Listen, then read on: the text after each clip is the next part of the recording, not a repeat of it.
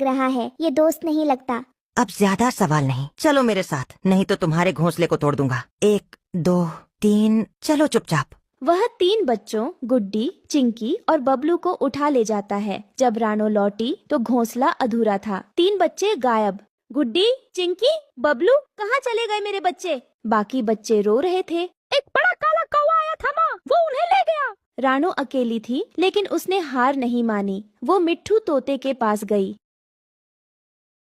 मिट्ठू, मिट्ठू, जल्दी सुनो, सब कुछ लुट गया। मिट्ठू, मेरे 3 बच्चे गुड्डी, चिंकी और बबलू घोंसले से गायब हैं। मैं बस थोड़ी देर के लिए दाना लेने गई थी। वापस आई तो वो नहीं थे। मेरी गोद सूनी हो गई। मिट्ठू, हे राम, क्या कह रही हो रानो? बच्चों का कोई पता नहीं। तुम्हारे बच्चे तो कभी बाहर भी नहीं जाते थे। ये काम किसी अपने का नहीं हो सकता। मीठी ने बताया। एक काला कौवा आया था और सबको बहला फुसला कर ले गया। मुझे पता है मिट्ठू, वो कालू कौवा ही था। उस पर पहले भी शक था। कालू कौवा, उस धूर्त, लालची और क्रूर कौवे की इतनी हिम्मत! अब बहुत हो गया। वो बच्चों की तस्करी करता है, लोमड़ी को बेचता है। अब किसी माँ की ममता से खेलने की सजा उसे जरूर मिलेगी। मिट्ठू, मुझे नहीं पता अब क्या करूं। मेरी तो जान ही निकल रही है। तुम ही कुछ करो, तुम ही मेरी आखिरी उम्मीद हो। रानो, तुम अकेली नहीं हो, हम सब तुम्हारे साथ हैं। मैं रानी चींटी को बुलाता हूँ। वो जंगल की सबसे समझदार और ताकतवर योद्धा है। उसकी चींटी सेना जंगल के हर कोने में जा सकती है। वो कालू को छुपने नहीं देगी।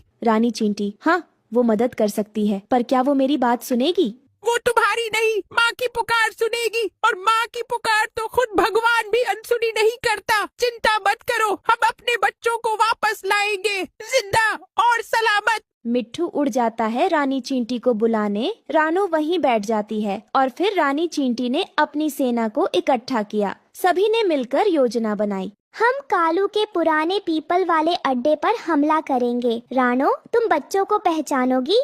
हाँ रानी जी, मेरी जान से भी ज्यादा पहचानती हूँ उन्हें। सभी रात को चुपचाप कालू के अड्डे पर पहुँचे। कल इन बच्चों को बेच दूंगा। अचानक चारों तरफ से चींटियां कालू पर चढ़ जाती है। मिट्ठू उसको डंडे से हमला करता है।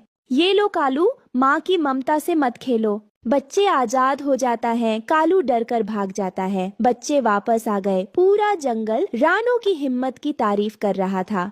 माँ, अब डर नहीं लगेगा, आप हमारे साथ हो। जब तक माँ जिंदा है, कोई तुम्हारा बाल भी बांका नहीं कर सकता। माँ की ममता सबसे बड़ी ताकत होती है, और जब साथ हो समझदारी, दोस्ती और साहस, तो कोई भी संकट छोटा लगता है। इस कहानी से हमें सीख मिलती है कि बच्चों को सिखाएं कि अजनबियों से दूर रहें, माँ की बात माने और मिलजुल कर हर परेशानी का सामना किया जा सकता है।